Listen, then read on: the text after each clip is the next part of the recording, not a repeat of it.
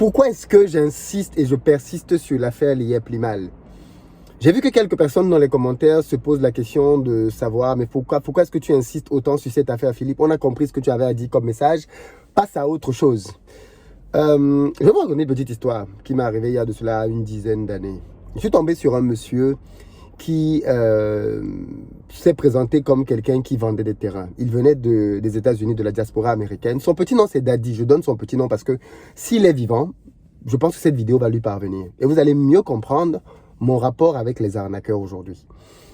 Parce que je déteste les arnaqueurs. Et l'une des raisons pour lesquelles je déteste autant les arnaqueurs, c'est parce que j'ai été victime d'arnaques. Après avoir vécu plusieurs années en tant qu'étudiant et avoir constitué une épargne conséquente, je me suis lancé en premier business au pays dans l'acquisition de terrains. Et l'un des tout premiers terrains que j'ai acquis, enfin, l'une des toutes premières arnaques sur lesquelles je suis tombé, c'était celle d'un monsieur venant de la diaspora américaine. Il était venu au pays, soi-disant, pour faire des business. Le gars qui avait tout pour plaire, le gars qui s'exprimait très bien, très convaincant, toujours avec des tonnes de dossiers. C'est même lui qui m'a fait aller vers Kribi en pensant qu'il y avait des choses intéressantes à faire à Kribi comme investissement. Un beau parleur, le gars il m'a amené chez lui à Denver. Bon, ça dit Denver, c'est un quartier prestigieux. Il m'a montré sa belle maison, les trucs qui te mettent en confiance et tu baisses ta garde. Je vous passe les détails. Le gars m'a arnaqué sur un terrain sur lequel on est allé voir un notaire pour que vous compreniez à quel point l'arnaque était puissante. On est allé jusque devant un notaire pour signer le contrat et je me suis retrouvé à signer un contrat sur lequel le gars n'était même pas en autorisation de vendre. C'est-à-dire, il n'était même pas en droit de vendre. Mais il a monté un tel stratagème que je n'ai pas le temps de vous développer ici, qui a fait qu'au final, j'ai signé. Mais ce qui est intéressant, c'est que j'ai signé pour payer. Mais d'après le deal que j'avais avec lui, j'ai payé une partie de la somme à ce moment bien précis. Je ne sais plus si c'était 20 ou 30 000 euros. Et derrière, je devais payer pendant 1 ou 2 ans 1 million tous les mois. Tous les mois. Donc, je travaillais et à la fin du mois, je retirais 1 500 euros de mon salaire. Je les lui envoyé pendant pratiquement 2 ans. Ce monsieur est venu en France en provenance, soi-disant, des États-Unis. Et il était supposément malade. Il avait, de ce qu'il a dit, aujourd'hui je ne crois plus rien à ce qu'il avait dit. Il avait apparemment peut-être mal au cœur, quelque chose comme ça. Et donc il est venu dormir avec moi dans ma petite chambre d'étudiant. On a dormi là une semaine, quelques jours. Et pendant lesquels, en partant, je lui ai donné l'équivalent, je crois, de 2 mensualités. Parce qu'il voulait que je lui donne la totalité de l'argent. Mais je ne pouvais pas lui donner la totalité de l'argent parce que ce n'était pas planifié. Donc j'ai fini par lui donner 2 mensualités au lieu d'une seule. Et il est reparti. Jusqu'aujourd'hui, aucune nouvelle. Absolument aucune nouvelle. Il est aux États-Unis. Enfin, il s'appelle Daddy, c'est son petit nom. Hein. Et je pense que peut-être que vous allez le reconnaître parce qu'on est quand même pas mal suivi aux États-Unis. Et j'ai perdu complètement de vue cet individu qui m'a arnaqué une bonne somme. Qui était le fruit de mon épargne, de mon travail. Et j'en ai tiré une grosse leçon. Les arnaqueurs sont des gens qui n'ont aucune pitié pour leurs victimes. Absolument aucune pitié. Et quand j'entends des gens dire que Philippe, tu en as assez parlé, je me demande si vous avez déjà été vous victime d'arnaque ou si vous vous mettez un peu à la place des gens en ce moment. Moi, j'ai écouté des choses qui m'ont fait froid au dos. Je vous ai dit ici qu'il y a des gens qui ne parviennent plus à payer leurs médicaments. J'ai écouté un audio d'un papa, peut-être même qu'il est déjà mort maintenant, qui suppliait le CEO de lui rembourser son argent parce qu'il ne parvient plus à payer ses médicaments. Et il est mourant. Il n'a pas été remboursé. Il n'y a eu aucune pitié pour ce papa. Je ne compte pas le nombre de personnes qui ont été en détresse. Depuis que je fais ces vidéos, vous vous en doutez, je suis harcelé de personnes qui me contactent. Des gens qui sont en dépression, des gens même qui sont décédés. Il y a un jeune homme qui m'a écrit pour me dire que son père est décédé. Son père avait mis dans le Liep Limal de l'argent avec lui. Il a amené son père là-dedans. Quand il s'est rendu compte qu'il ne pouvait plus obtenir leur argent, son père est mort de ça. Et aujourd'hui, le corps de son père, depuis plusieurs mois, est à la morgue. Il n'a pas les moyens d'aller enterrer son père. Moi, je trouve inhumain de venir me dire d'arrêter de parler de ce sujet, en fait, quand tous ces éléments-là sont en suspens. Si demain, la justice récupère le sujet, ok, je vais me dire, le dossier est maintenant en instruction auprès de la justice, j'arrête d'en parler. Parce qu'il y a un process judiciaire derrière. Mais pour le moment, rien n'est fait. Le monsieur est libre de ses mouvements. L'entreprise continue de travailler. Continue de percevoir l'argent des gens. Parce que oui, c'est un réseau tellement large que vous le voyez vous-même. Il y a des gens qui continuent de croire que c'est vrai. Donc, ils continuent d'embrigader leur famille là-dedans. Des gens qui continuent de verser leur argent là-dedans.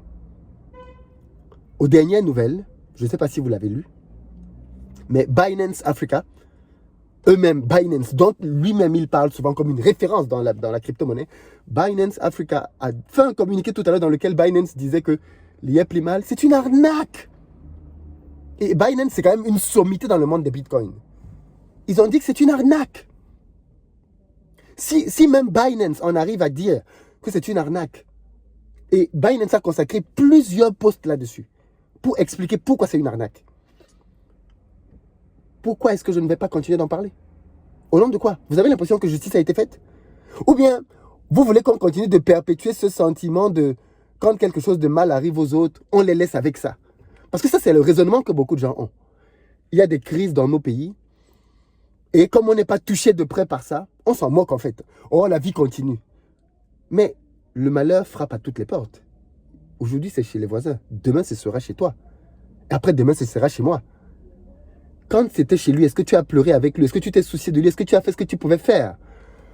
On n'est pas ici dans un média international. On est dans un média web dans lequel je pense qu'on a la largesse de pouvoir décider de ce qui est important sur le moment.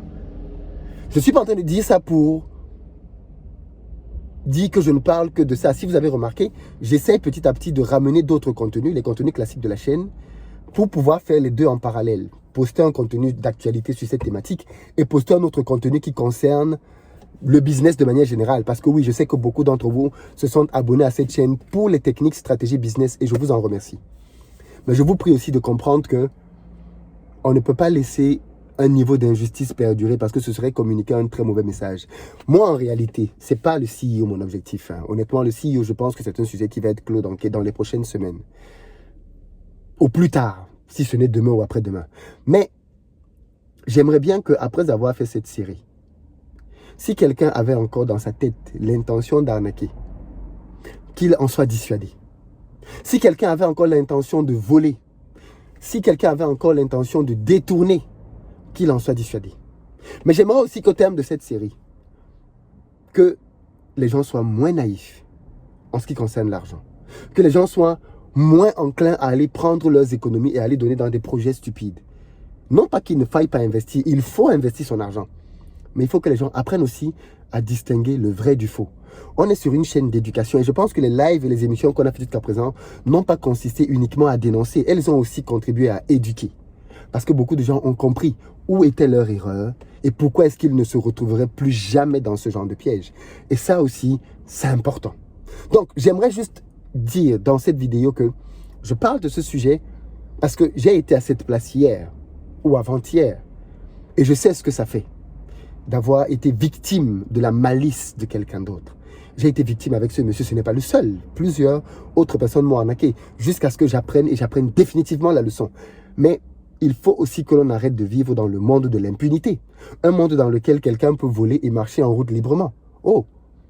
Si cette arnaque-là avait eu lieu ici en Europe, déjà les autorités se seraient déjà saisies du dossier.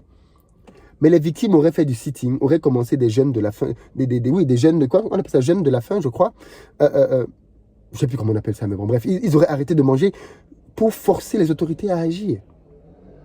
Et moi, c'est ce que je veux là maintenant, c'est que il y a cette affaire-là qui est de plus en plus grosse, mais que les responsables viennent enquêter pour nous dire, peut-être qu'on se trompe.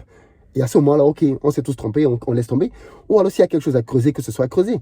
Mais on ne peut pas vouloir que notre continent se développe et faire comme si les problèmes qui arrivaient aux autres n'étaient pas les nôtres. On ne peut pas faire ça. On ne peut absolument pas faire ça.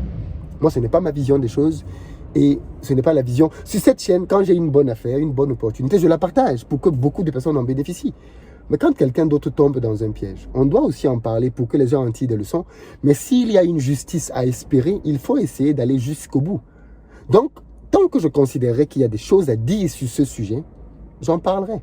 Mais je vous comprends et je vais recommencer à publier sur la chaîne du contenu didactique, du contenu pédagogique, du contenu business, ce pourquoi vous êtes là. Mais en parallèle, de temps en temps, si j'estime que c'est nécessaire ou qu'il y a une actualité qui envahit la peine, je reviendrai sur ce sujet.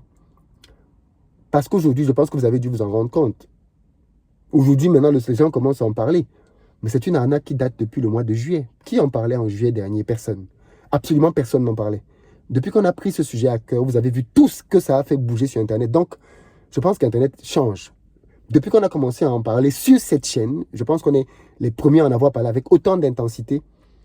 Vous avez vu tout ce que ça a entraîné derrière, dans les médias, dans la presse, dans les organismes. Partout, on est en train d'en parler, à tel point que même Binance se retrouve à parler de ça. Et tout ça est parti d'où? D'une petite chaîne YouTube qui a lancé l'alerte. Donc, je pense que on ne peut pas négliger l'impact du travail qu'on fait ici. On ne peut pas négliger les crimes. On ne peut pas faire comme si rien n'a été fait et la vie continue. Moi, je ne suis pas de cet avis. Je ne suis pas de cet avis. Mais je comprends aussi que vous vouliez que l'on parle d'autre chose. Et ok, je vais ramener les vidéos classiques de la chaîne. Il n'y a pas de problème dès demain. Mais je vous dis quand même très clairement que cette thématique-là, quand j'estimerai que c'est nécessaire, je continuerai d'en parler. Donc, et puis, comme je l'ai dit, il y a plus de 1000 vidéos business sur cette chaîne.